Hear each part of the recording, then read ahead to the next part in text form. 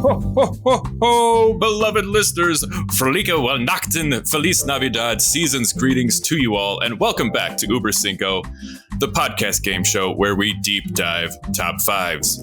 Put down that last slice of turkey, save some room for dessert, pour yourself a glass of eggnog, and sink into that cozy armchair by the fire, as today we will be serving up the top 5 Christmas cookies. I'll be playing the role of Santa today, and I'll be judging what our 2 contestants leave for me by their stockings. And today's contestants are Mitch Brinkman and Mitch Conti.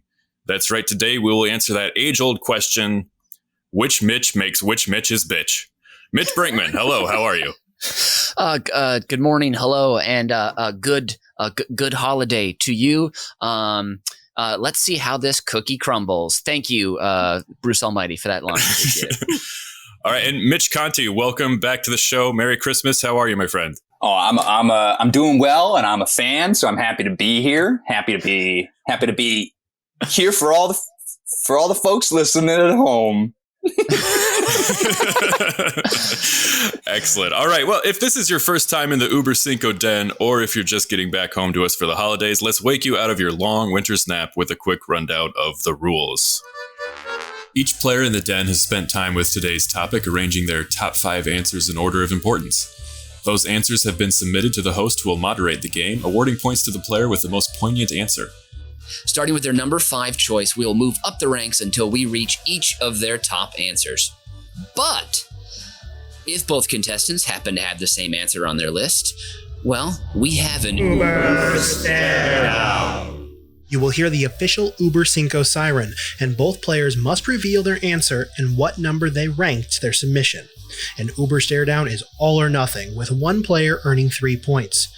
After all answers have been read, the host will reveal the final score. And as host, I'm entitled to institute a house rule. I challenge both of my guests to pair each cookie selection with a Christmas song to listen to while chewing on it. If I feel their musical selection enhances the cookie eating experience, it might, just might, influence the amount of points awarded. And don't forget to stick around to the end, where I, Nathan Hennenfent, will rattle off my Fast 5, the definitive list of the top 5 last-minute gifts for your wife. And also, don't forget, if you have a topic or Fast 5 you'd like us to cover, head over to @bizbear.biz to mail your letter to Santa. If you've been good this year, we may even list out your topic on the show. Mm-hmm. Okay. Mitch Conti, you scored the most direct hits in the pre-show snowball fight, so you can go first. Let's hear your number 5. All right. Number 5, and these are my top 5 Christmas cookies. Yo, if in my stocking, I'm coming down the stairs, and right there at the top of that stock is just a sleeve of some original Chip Ahoy. Oh, that crunch, that blue packaging, that artificial chocolate chip.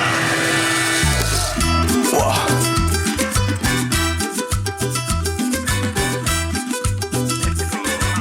Great dance, everyone. That's incredible. Oh my gosh. So already we're 2.3 seconds into the show. We have an Uber stare down. Mitch Conti, you've got the Chips Ahoy. Mitch Brinkman, just briefly announce your number 1, I believe. Sure. Yes. So we see what the head-to-head matchup is. My number 1 is a Deluxe chocolate chip cookie. So AKA chocolate chunk with a little walnut. So very similar. Please go ahead, though. Okay, we got 2 very different types of chocolate chip cookie. Mitch Conti, the ball is in your court. Convince me why yours is the more Christmassy endeavor. Here's the thing. Homemade chocolate chip cookies are great, you know? And the chunks, the walnuts. I mean, if you've got a nut allergy, though, how can you smell that? You know, you can only smell cookies from a Chip Ahoy. You can smell the fact that there's no nuts in that thing, and probably nothing real at all. And that's what I want, right? In terms of a Chip Ahoy, it's the crinkling. The fact that you can't eat it silent. It's the dust of the cookie that you get at the top of your chest, right? When you crack it in your mouth, that Chip Ahoy leaves that cookie dust. It's not crumbs. it's a different, right? Because it's a Chip Ahoy dust. And that's, I think, different from other chocolate chips that are out there in the market, right? This is, and not only was it my father's favorite cookie, but I think there's a bit of nostalgia to a Chip Ahoy, right? When you get a friend, give you a call on the phone and they say, hey, how you doing, old pal? How about you come on over for a little milk and Chip Ahoy?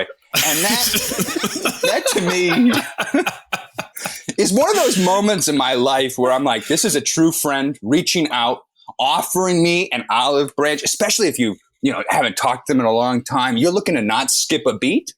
That's a Chip Ahoy, right? There is an ease and familiarity to a Chip Ahoy. Like there's something magical about it, and that's why it's top 5. It's not the best cookie, but it's the best cookie for when you really need a cookie. And we're going. This is the original, not the chewy version. The original. No. Yeah, the chewy it's too close to the elves, and it's too close to the, everything else. It's out. I don't need a grandma soft. I'm looking for that snap. I'm looking for a little. And I know that there's other cookies out there that are thinner, and might have more real things in them. But it's again, I go back to the Chip Ahoy dust, that visible, you can see that snap. So it has to be the snapping OG Chip Ahoy. This does harken me back to a time in my youth where I would be sitting on the couch between 4:30 p.m. and 6 p.m. watching 3 episodes of The Simpsons back to back and eat an entire package of the Chips Ahoy, either the chewy or the original, whichever my mom had. And that was, I don't know what it is when you're 10 and your metabolism and your stomach, you can just do anything to it. Because if I eat, and I love this particular Chip Ahoy cookie, but if I ate 3 right now, I would want to be sick. But I used to be able to eat the entire box, no problem. In terms of, if you ever reach your hand into the cookie jar, there's plenty of great cookies that you can find in there, but they don't come close to the OG. Wow. Chip Ahoy. Wow. Okay. Well, after that impassioned plea for the original Chips Ahoy. Brought a prop for it. Wow. Well, all right. Well, Mitch, you chose a chocolate chip cookie as your very number 1. So we're going to cut to the quick here. You got to bring out the big guns, and you have to top Mitch's very campaign-like speech about the Chips Ahoy cookies. So please, Mitch Brinkman, take it away. Sure. I am so glad you used the term big guns, because that's exactly how I want to think about my number 1 cookie. And again, this is a deluxe chocolate chip cookie. This has got giant chocolate chunks. This has got walnuts in there. And these cookies, they are not right unless they are bigger than your palm when they're done baking. These are big frickin' suckers, because the bigger, the hunkier, the steamier a scrounge sesh will be with these bad boys. And whoever told you size doesn't matter when it comes to your cookies, your tiny little Chips Ahoy. Well, I'm sorry they were letting you down easy, because there needs to be size with these cookies. The bigger, the better, to provide enough volume, to provide enough breathing room for the walnuts and the chocolate chunks to coexist, but not be crowded. Because like a crunchy Chip Ahoy or Chips Ahoy, you were mixing these up. I never knew if you were offering, or your friend's offering you one at a time or multiple. I hope you're not going over to a friend's house for 1 cookie and a little slurp of milk. That's a lot of time. And when you have that too much crunch and too much in one little space in your cookie, that's not pleasing to your mouth. And also, my cookies, the deluxe chocolate chip with walnuts and chocolate chunks, it's going to be salted. And you're going to see that flaky salt on top. It's going to contrast with the brown of the chocolate. And do not bring me some weak-ass Toll House or Hershey chocolate. I want Ghirardelli. I want Guittard, something like that. And I learned, actually, Toll House, the original chocolate chip cookies, invented in 1938 at the Toll House Inn in some town, Massachusetts.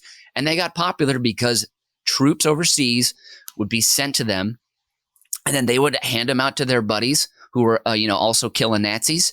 And then they'd be like, hey, family, I just had these great Toll House cookies. Send me some chocolate chip cookies. So I thought that was pretty cool. And Mitch, I'm worried about you. I don't know how often you're calling your dealer Snap for some of that dust, but slow down, pal. Slow down. I could inhale that. It's like smoking a cigarette when you like crack the cookie in half and you're like, that's the smell of a chip ahoy. Like you can smell. And also I want to say with my cookie, along with you mentioned the Christmas song. With this cookie, you are singing the Christmas song. Chestnuts roasting on an open fire.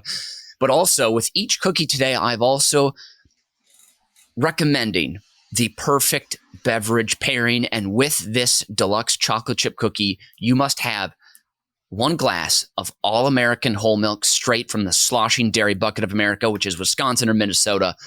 Nothing else will do. That's it for my number 1. And I will take the 3 points now. Thank you very much. Oh my God. Well, I'm torn here, gentlemen.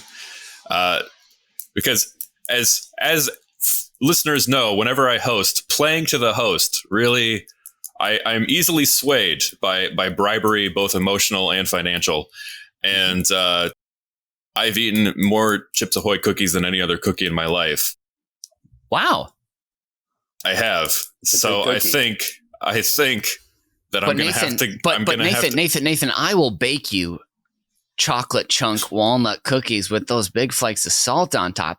That'll be a thing. Nathan, just know that if he bakes you that chocolate chip cookie, it is not going to come anywhere close to the consistent flavor, right, of a Chip Ahoy. Every single one of those cookies is going to taste exactly like the last Chip Ahoy you tasted.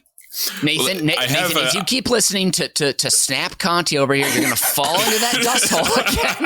And it's going to take a tanker full of milk to get you out of that rock bottom again. So just stay with me, buddy. I have an image in my mind, and it's of Mitch Conti Christmas Eve at about age 15.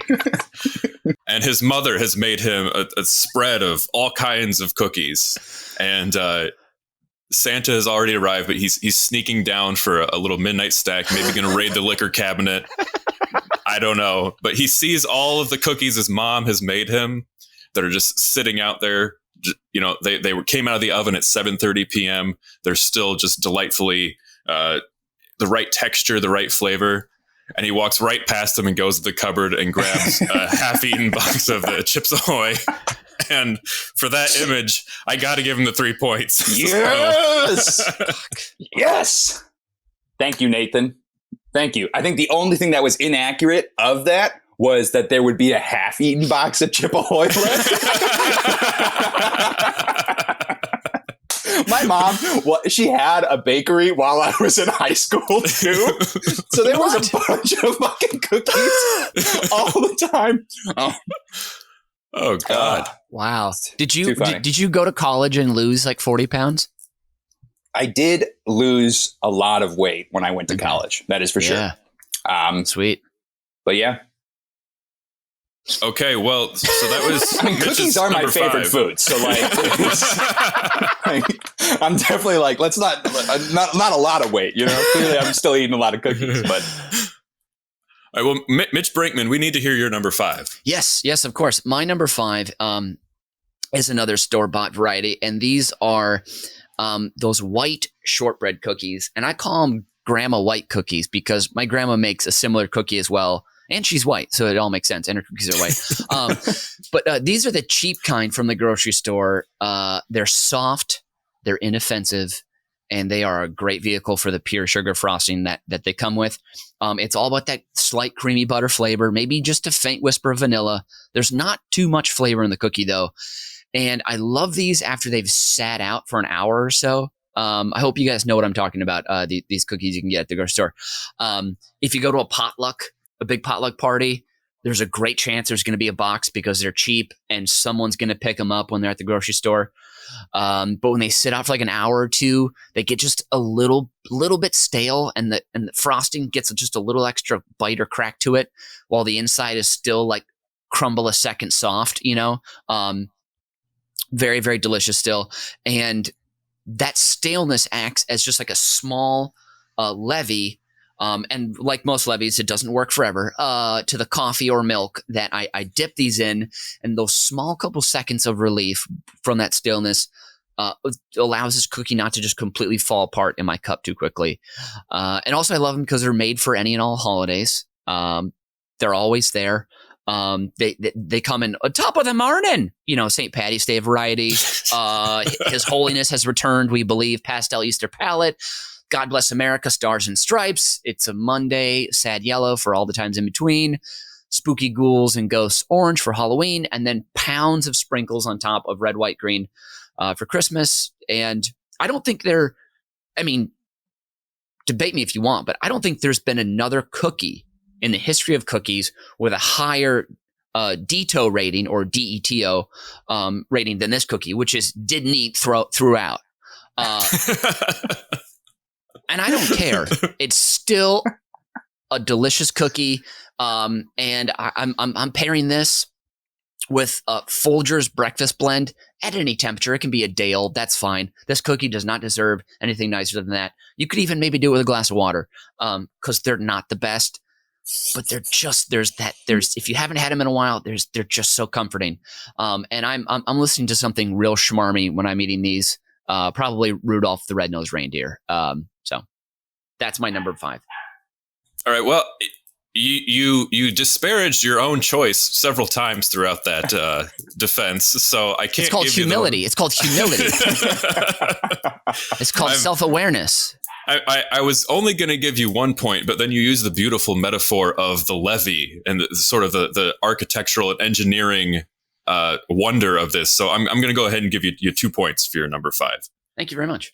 So we'll move on to Mitch Conti, and I would like to hear your number 4 cookie, please. My number 4 is, I'm all about consistency, right? And if we're talking about dunking a cookie, right? In terms of a little butter cookie or whatever that you're trying to tell me here, there's just, I need a little bit more length, all right? And that's why my number 4.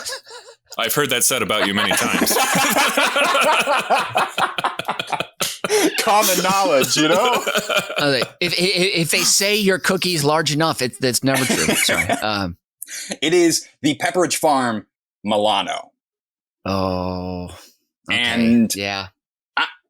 Now here is a classic dunking cookie. And people, there's a bit of class to a Milano. There's a bit of, specialty to a Pepperidge Farm brand. You've got that white papery bag, and then each cookie is set and laid in its own little paper basket, and they're stacked twice, and to me, it's almost like a religious event, it's a lot of pomp and circumstance when it comes to eating a Milano cookie, you're never, with that brand in particular, you're not going to, as opposed to a Chip Ahoy, you're not going to eat 6 or 7 of those, right? And by the way, that is one sitting survey. 6 or 7 Chip Ahoys. But in terms of a Milano, you might have 1 or 2. And I would say... Well, it's more like the Eucharist. It's a religious event. Exactly, right? You are receiving that Milano, right? And I think what's also special, too, is the type of chocolate that they're using is a thin layer of dark chocolate. And I think that's what sets it apart from others, is that there's, it's just a thin layer. It's a crack to that chocolate as well. And I'm all about the snap, clearly, But in terms of the dunk ability of the Milano, there is, in terms of a hot cup of coffee with maybe a little bit of cream, maybe, if it's Christmas, right? Maybe you're putting in a little peppermint stick, right?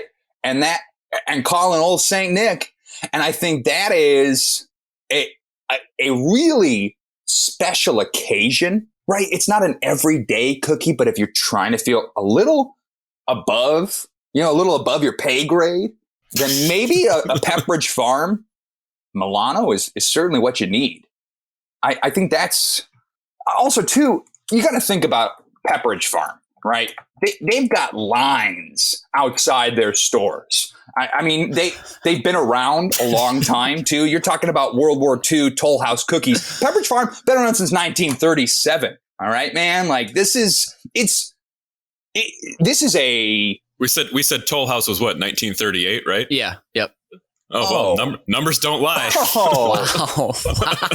And now, do you know who they are a subsidiary of? Pepperidge Farm? Yeah. Please lay it on me. Nestle. Campbell's Soup, baby. Oh, wow. Boom. Drop the mic, walk away. The most famed of cookie companies.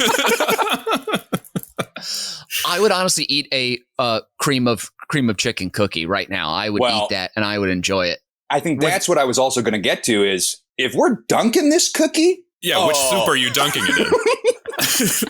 A hearty tomato, baby. A hearty tomato soup. Oh, Lord. Yeah,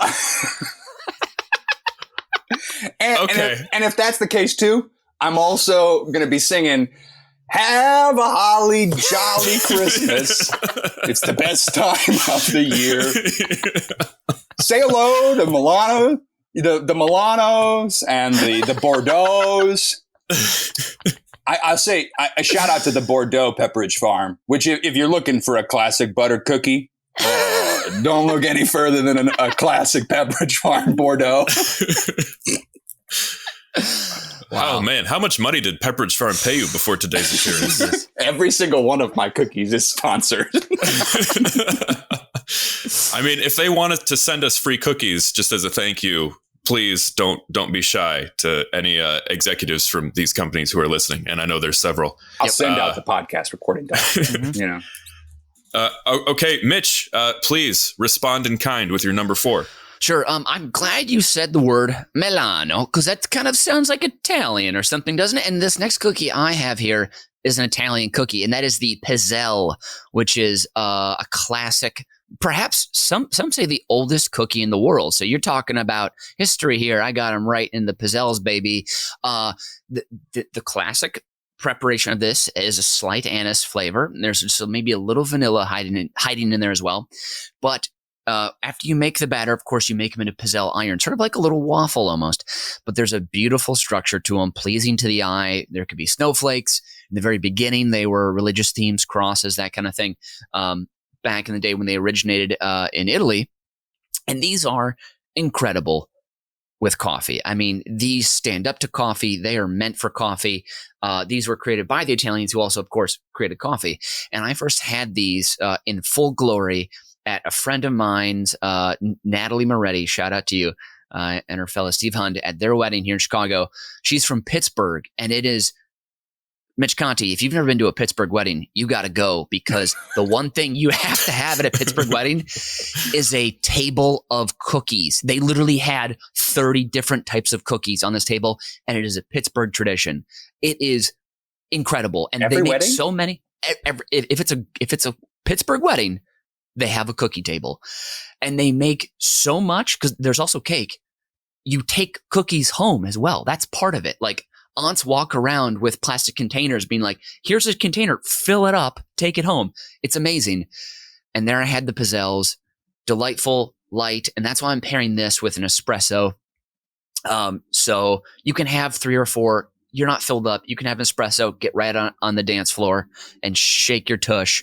And with that, it's a nice little respite. It's a meditative process with these cookies, in my opinion. And that's why I'm going a silent night with here. Something calm, peaceful, centering.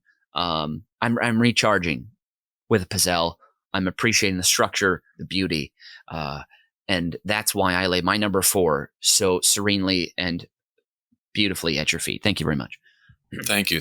All right, I have a few thoughts on both of these as I score them. I'm going to score Mitch Brinkman's first. So we'll start with the fact that you know me well, and you have to play to the host. Yeah. And you know how I feel about coffee. So that's going to deduct some from you. But on the other hand, Nathan, I'm so sorry. So sorry. I forgot to mention, these are the centerpiece of an incredible festival in Italy. It's called the Festival of Snakes. And there was a village. Not helping your case. Hold on. Just mention knives next. There was a Benedictine monk that traveled with a burlap sack of very sharp knives, and he cleared the fields of the local serpents. And so every year, this attracts knife and snake lovers from all over the world to this little town. It's an incredible little tradition. So there you go. Oh dear. Well, now I'm really tempted now to just give you the minimum 1 point. But you did remind me of the most fun I've ever had at a wedding, which was when a guy named Tony married a woman named Tina. Tony, played by Mitch Conti, back in 2016. Mitch Conti himself was Tony at Tony and Tina's wedding, and I would like to tell my favorite story of that evening, which was a brilliant evening. We had a lot of fun. It was just about this time of year. It was Christmas time. Myself, Mitch Brinkman, and Brian, our other regular panelists here on Uber Cinco, we went and we surprised Mitch Conti at the great, brilliant improvised wedding show. If you've never seen it, if it comes to your town, go see it. And so Mitch Conti, the hero that he is, stayed in character the whole time, but he invited us over to the bar, and the cast are not supposed to drink while the show is going on, but we were very much encouraged to drink as the guests. So some shots of vodka are lined up, and I hate vodka. I never do shots of vodka, but I was, spirit of the season, I'm going to go ahead and do it. So we all got the shot. We took the shot of vodka, and I thought, wow, I am a champion. That was the easiest shot of vodka I've ever taken. And then I look over at Mitch Conti and his groomsmen, and they're all just look like they're about to, their insides are on fire. And I realized they were not expecting this, but the bartender had screwed up, and he had given me, Mitch, and Brian shots of water, and Mitch Conti and his castmates shots of vodka. When you are not expecting to shoot vodka, and also how cheap is that production to only pour vodka? Because that is, but it's also the easiest thing to, convince people that you're drinking also. Right. So it makes sense. But also too, it is fire shooting things. I just hate shooting things. Guns, alcohol, whatever it might be. But you've been shooting that dust a lot lately. You got to be careful. While I'm on the call with you guys, I do want to say that was such a surprise. You guys showing up to that show. It's I just appreciated you guys so much, and I love being your friend, and I'm happy to be here on the Talking Cookies. So thanks for that. Well, it's one of my favorite holiday and wedding memories, and so for reminding me of that story, Mitch, you saved yourself, and you're getting 2 points. And then Mitch Conti, I gotta be tough on you, because you said that the Milano is like a religious event, and this is when you're reaching above your station in life. This is what you go for, and I want you to reach a little higher. I want you to look deep within yourself and do a little better. So I'm going to give you some tough love here, and I'm only giving you 1 point. That's okay. I expected it. That is a stab to the heart. But you know what? I respect it. I'll do better. All right. Well, you have an immediate chance to redeem yourself. Please give me your number 3. Number 3 is none other than the best-selling Girl Scout cookie in the world, and that is the Thin Mint. The Thin Mint at number 3. And it's incredible. This is a powerful cookie. Between January and April of every year, 100 million Girl Scouts sell 200 million Thin Mint cookies. That is providing experiences for every single paying for the trips and the teachings that all of these Girl Scouts across all of America get to learn. And that's all done through cookies, right? No, I just ran the numbers, and that's like 2 cookies per Girl Scout. So that means that the girls who are selling like 20 boxes are evened out by like several hundred girls who are selling none of these. I think that's a good takeaway here. But I mean, if you look at any sales team, right, you're always going to have your all-star sales reps, and then you're going to have everyone else. I think, for a girl who might be like 9 years old, it might be hard to have like a book of business past your parents. So I understand that. The parents with the rich friends, and then that Girl Scout is awarded for being, oh, you're so wonderful. Which is I want to just tell a very brief story that I learned yesterday that's slightly related. Is my sister has a 5-year-old who is in virtual kindergarten due to the pandemic, and one of her students, the parents, these idiots, I think you guys are going to have a take on this. She lost her first tooth, and so for this little girl, the tooth fairy left her $20. And then she told everybody else. And so, of course, my dear niece, Emily, got wind of this.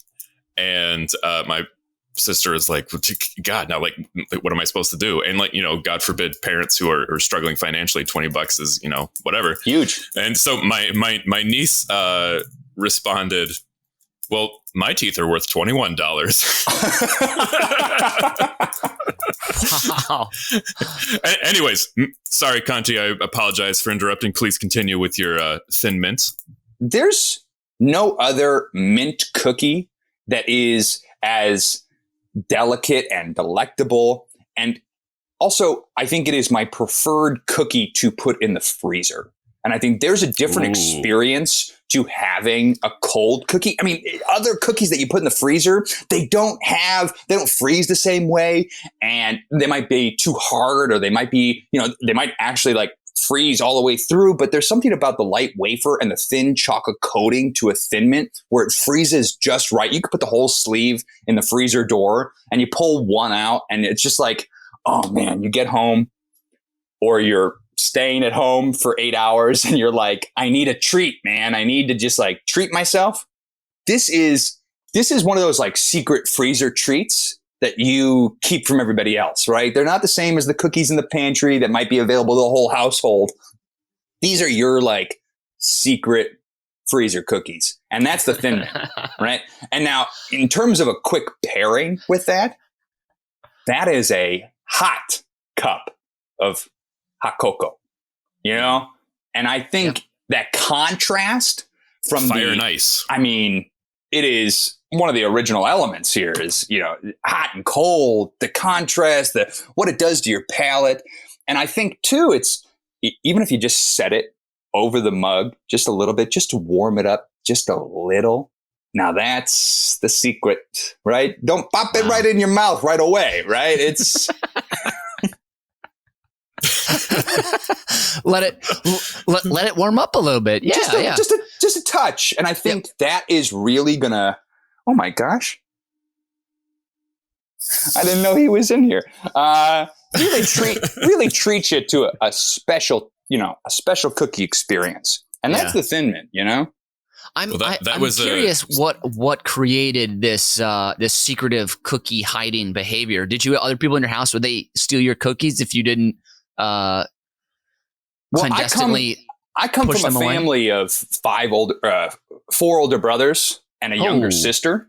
And my parents also love cookies too, Sure. Yeah. So I think it, in my head, even though I'm now 20 years, or 10, 15 years removed from living in the house with all of my family members, I still think people are going to eat all of my cookies.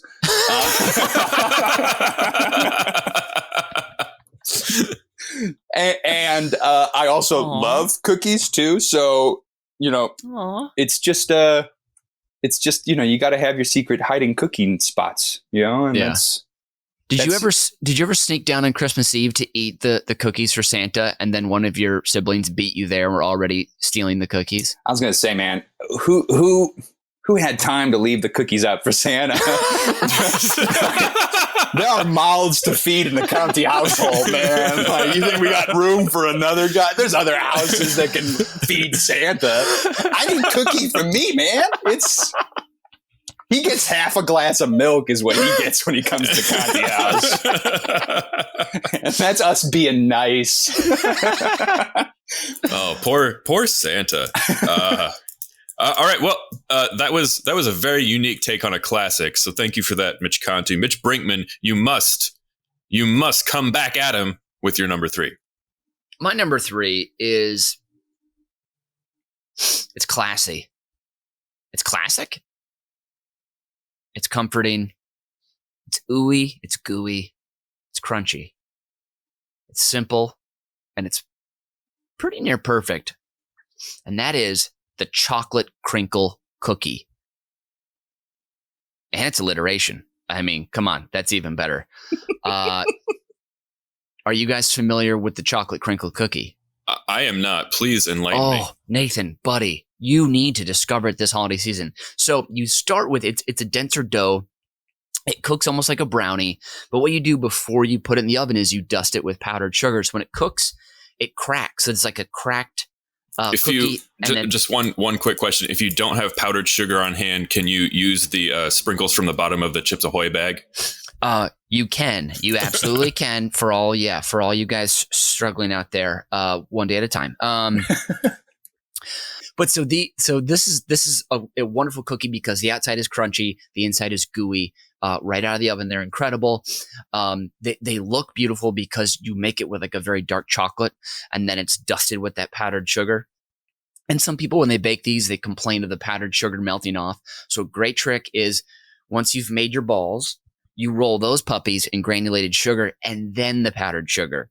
And I don't know how it works, but science does it, and science keeps the powdered sugar not melting off too much.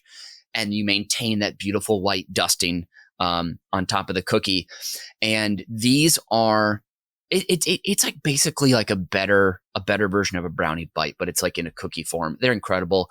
And the deep chocolate flavor will pair perfectly in this instance with one of my favorite coffee drinks, and that is a cafe au lait, which is half coffee, half steamed milk.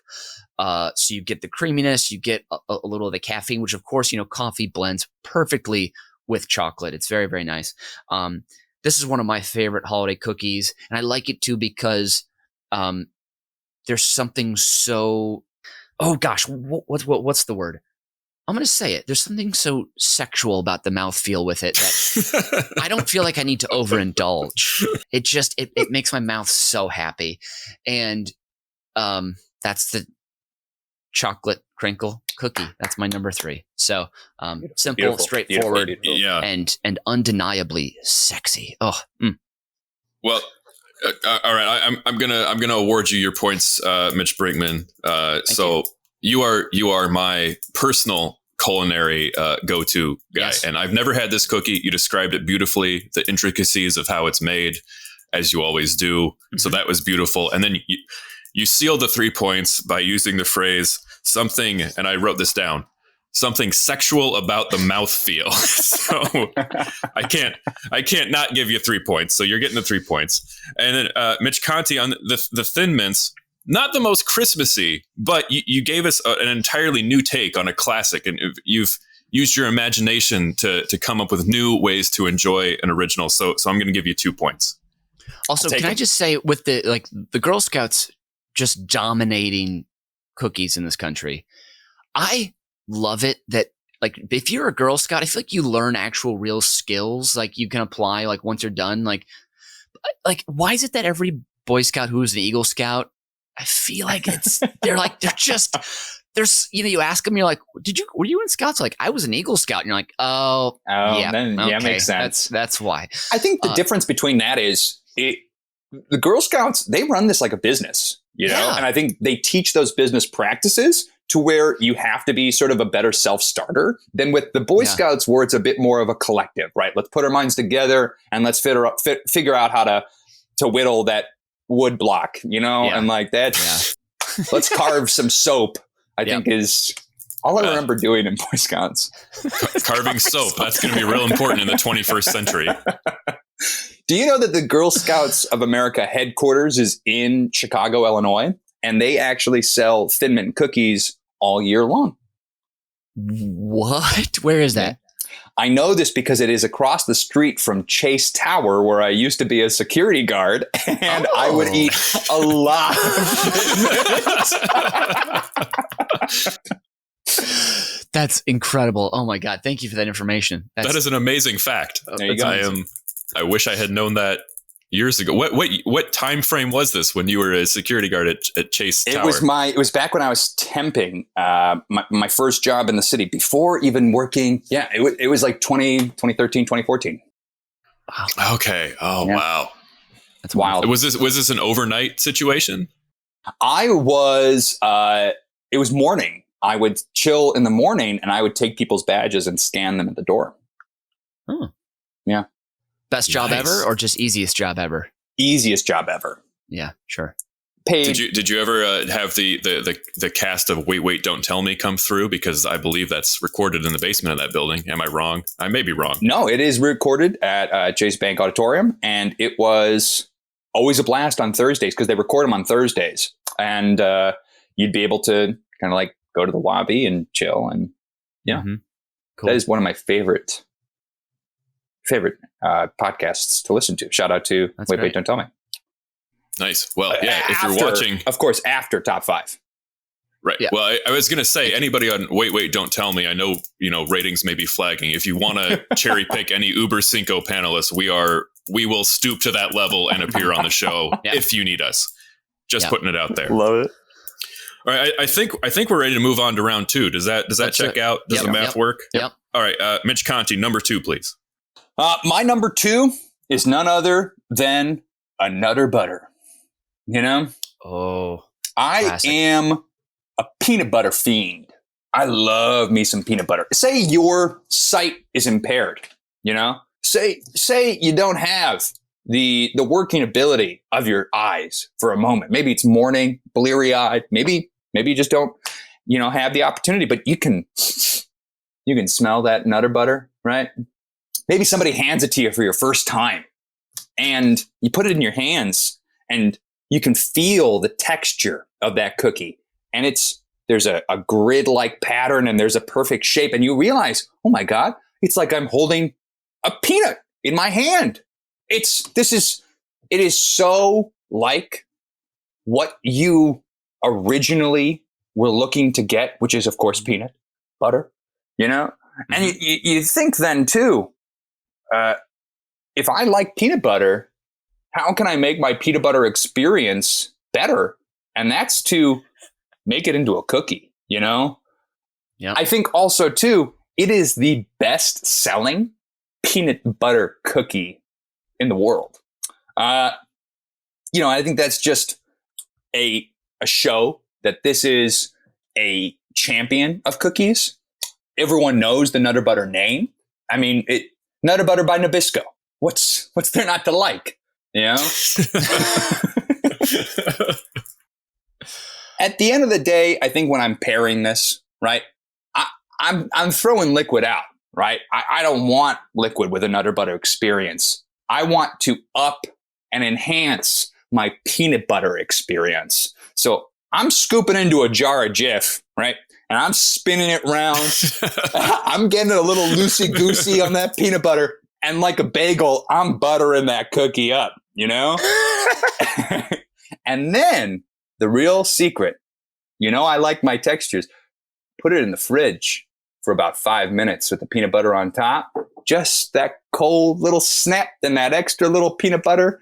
Ooh, there's nothing like it.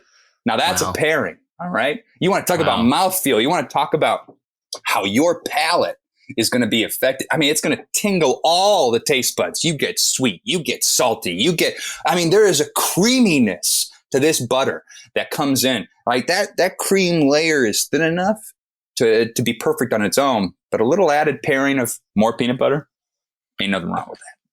Yeah. The pairing of peanut butter and peanut butter. Classic. Oh man. I never thought about it like that, but you're right. Yeah, the peanut butter and the peanut butter are incredible. I am Mitch Conti. You've shown us a lot about yourself, and I'm beginning to worry about this cookie thing. This is like when my alcoholic neighbor across the hallway told me he was making a whiskey cocktail. I asked what he was mixing it with, and he said gin, and that's a problem. But fortunately for you, I happen to feel the same way about peanut butter, so that may play a role in the scoring. There's something about just like a spoonful of peanut butter where it's oh, I'm hungry, but it's too early to have like a bigger snack, and it's too late to have a bigger snack, and it's too early to make dinner. You know, like a spoonful of peanut butter is just the thing to like set you right for a little while. 100%. I'm playing a survival game where you can find some stale peanut butter around in the cabins. It keeps forever. It keeps you alive, you know? It does. Yeah. Have either of you ever had the peanut butter and pickle sandwich? The Elvis favorite, right? Yep. He did peanut butter and I think banana. Oh, you're right.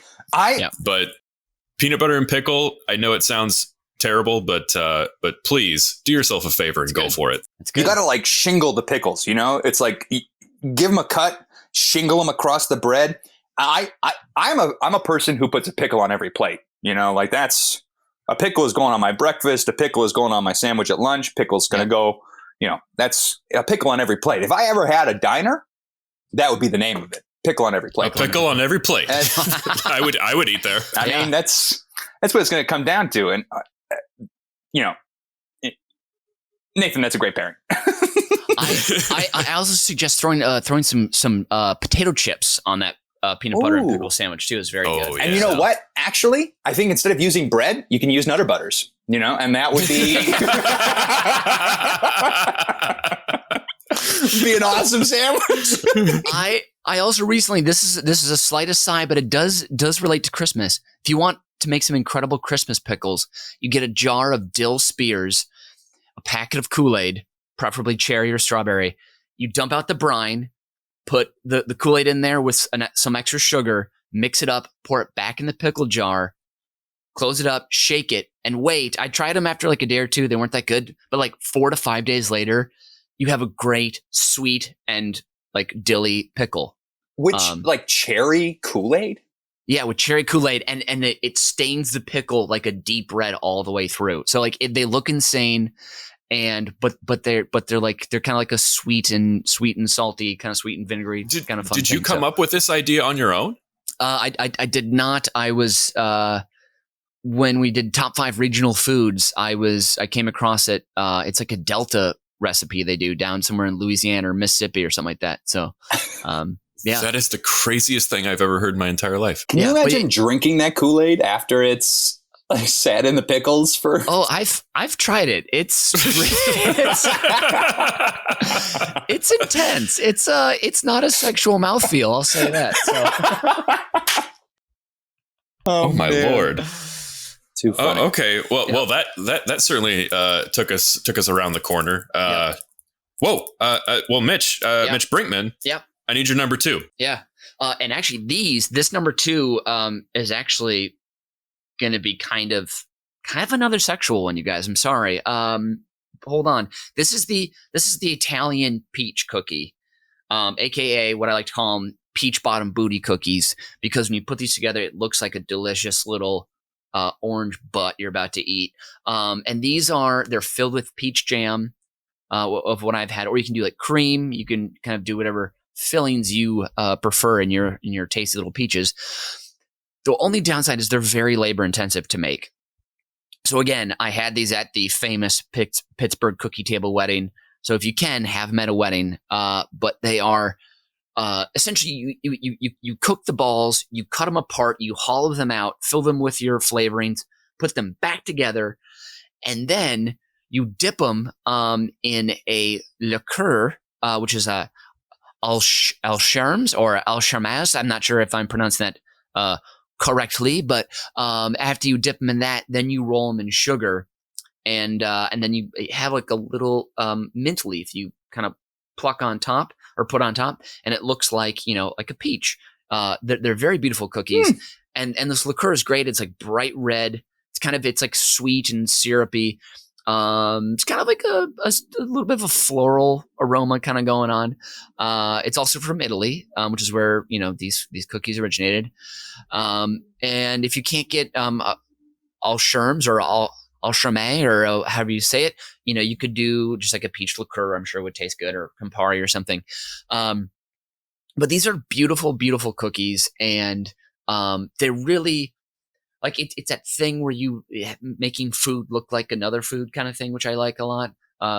Can be very fun, and if you can do it in a small package like a cookie, I think it's only the more impressive.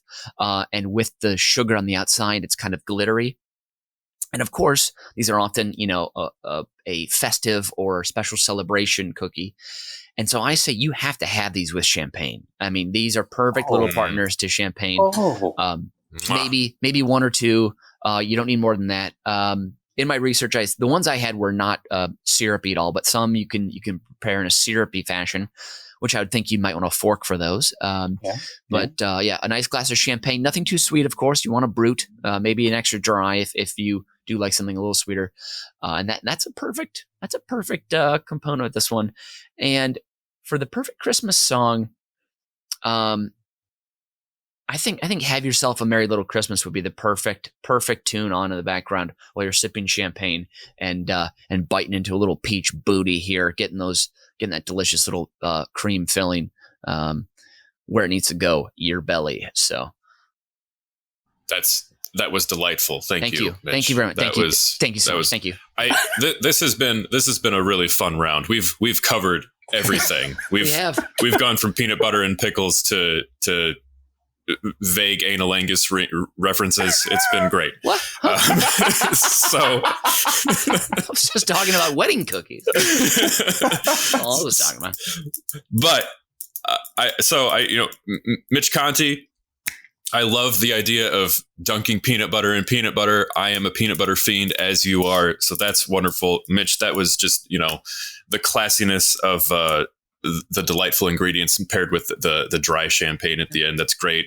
But the thing is, we together as a team, we arrived at the Nutter Butter plus peanut butter and pickle sandwich with chips on it. It was a team effort. So 3 points all around. That was a wonderful holiday experience for me on a personal level. So I thank you both for it. So 3 points to each of you. Right back at you. We are at number one, and Mitch Brinkman, we covered your number one in the Uber stare down. So Mitch Conti, all that's left for us to do is for you to reveal your number one Christmas cookie. All right. Well, I mean, obviously, if you've made it this far, you've seen that my theme here is store-bought cookies, right? It's consistent cookies. And obviously, if cookies are my favorite cookie, then probably the world's best-selling cookie is most likely going to be my favorite cookie. And, well, you probably guessed right. And that's because my number one is none other than another Nabisco favorite, and that's the original Oreo. Now, there's a lot to be said about the Oreo, but I think the main thing is that this is the perfect sandwich cookie, right? If sandwiches are what we're talking about, there is a level of greatness that comes from the sandwich Oreo cookie. I think if you want a double stuff, you can make it with the original. Oh, that's true. You can make it with the original, right? I think it just takes a little ingenuity. You can always upgrade. You can always upgrade from the original with the original, right? Another important thing is that basically anybody can eat an Oreo, and that's because it's vegan free. Or it's vegan free. No vegans were slaughtered in the creation of the Oreo cookie. My patchouli wearing aunt Mary Jean was not killed for the process of the Oreo. That's great. But I think that is they no longer use any animal products in the making of the Oreo cookie. And for somebody who has recently given up dairy just within this year, it is hard to be a big lover of cookies. when you're not trying to eat dairy, because all cookies are basically made with dairy products. Wait, when you say you gave up dairy, you still eat butter, right? Yes. Okay, I thank do. God. I was like, I'm beginning to feel an extreme sense of guilt that I didn't know you gave up dairy, and then we had you come talk about cookies, which you love so much, for an hour. Cookies are Has my this favorite. been just a nightmare for you? I apologize. Speaking of getting our Chip Ahoys, it is. There is a love that I have for all cookies, and so I think about the Pizzelles. I think about like butter cookies are probably one of my favorite. Like, I'm going to shove a bunch of them into my mouth and turn them into a mush kind of cookie. Like there's a lot of cookies that I love to talk about. So I have no problem.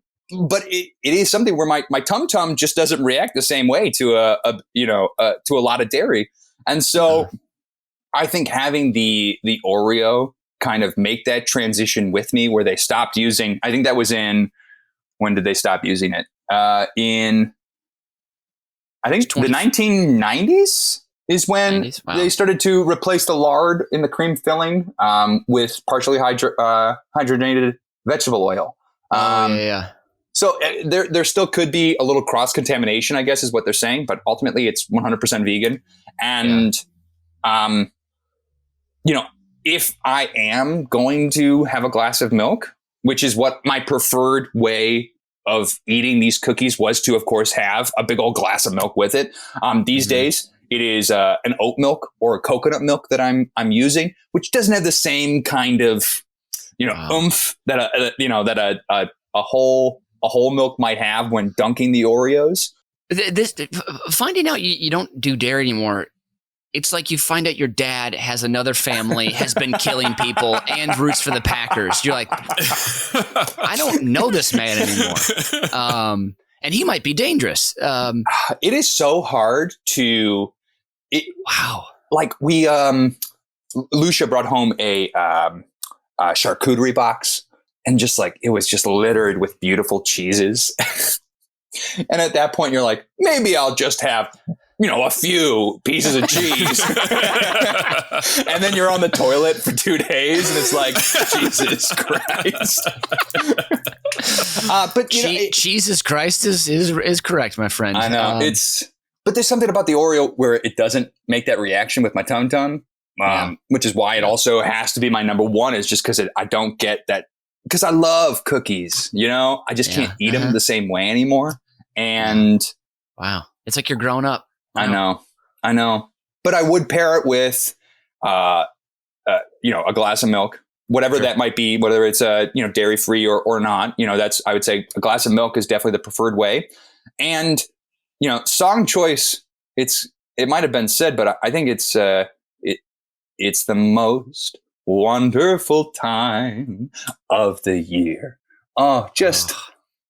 It brings me home.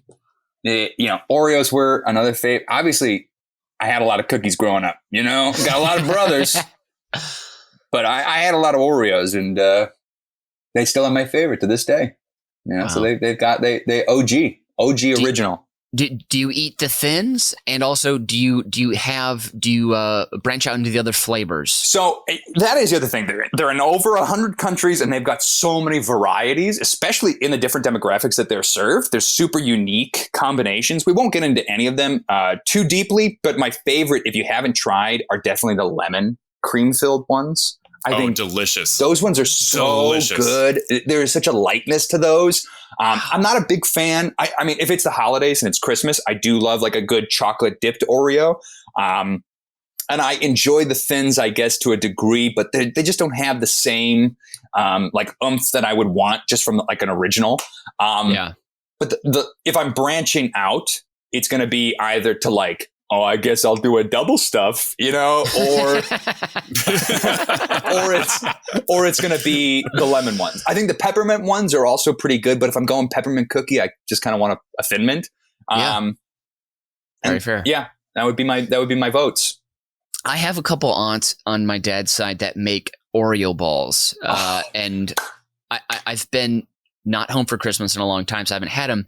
But they are, I mean, like you have one and you're like, oh my God, that's enough cloying sweetness. But it's like crushed up Oreos, sugar, cream cheese, and some of them like to throw chunks of pretzel in there too. Oh man! And then dunk it in white chocolate and then sprinkles. It's just one of them. You're like, man, that first one was good. And you have a second one. You're like, I don't know. And your third one, you're like, I should stop. Ooh. And then the fourth one, you're like, oh, I shouldn't have done that. You know.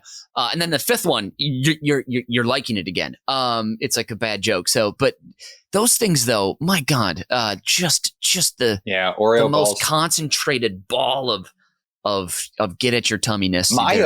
My aunt and my cousin, they would do peanut butter balls. You ever? And you do chunky peanut butter mixed with Rice Krispie treats, and you kind of roll them into a ball, and you dunk those into chocolate, and then you freeze them a little bit, and it's just like you can leave them in the freezer. My aunt would give my dad a Ziploc bag for himself to also put in the freezer, so that he can snack on them throughout like all of January. And maybe that's actually, now while I'm thinking about it, probably where I picked up the freezer's my hiding spot, because I would literally go steal his peanut butter balls. Makes a lot of sense actually now that I'm talking about it. Man. Wow. I love some holiday treats, you know? Oh man. Oof. But an Oreo's just got to be the top one. You know, you see a plate of Oreos. You know, the Oreo, it's a classic, it's a standard, so it doesn't stand out as the Christmas cookie, but also learning what I've learned about you today, Mitch Conti, and what you must be going through, but knowing that you have the comfort of an Oreo cookie still waiting for you at any time at your beck and call to give you that cookie fix, you're going to have 2 points here for round number 1. And that concludes the game. All that's left for me to do is make my list and check it twice. And so you guys have 30 seconds to duet on the Christmas song of your choice while I tabulate the scores. Go. Oh my gosh. I love those Jingle bells. I love those. I know that song. Jingle bells. Bells. I love those Jingle bells. I don't. Oh, we're so good at this. That's a great song. I love that song. Time is up. We're not done yet, damn it. Hold on. Let's get this, Mitch. No. Okay. All right. Well, receiving a lump of coal as he was a bad little boy with 10 points, if I did the math right, which is, of course, always possibly wrong. Mitch Brinkman scored 10, and with that shiny bag of Oreos waiting him in the stocking with 11 points is Mitch Conti. Congratulations. Yes. Wow. Congratulations. Yes. Merry Christmas. Merry Christmas. God. That's 2. That's 2 I've won now. 2 for 2. Oh my God. You're going to be back for the Tournament of Champions, my friend. Can't wait. I hope. Which actually is an idea that I came up with just now, and I'm going to make sure we do. Is Ken Jennings going to come on? And you bet your ass he is. I'll play against Watson, IBM Watson.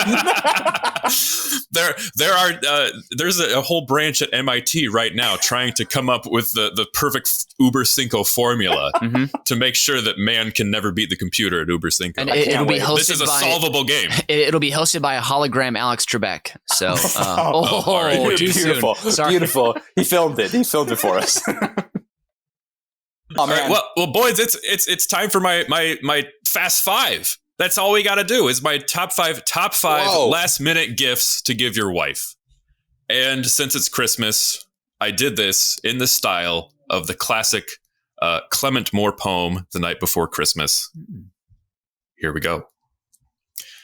It's the day before Christmas, you hear your wife shout, waking from your hangover, for last night you were out drinking eggnog and whiskey and lager and stout.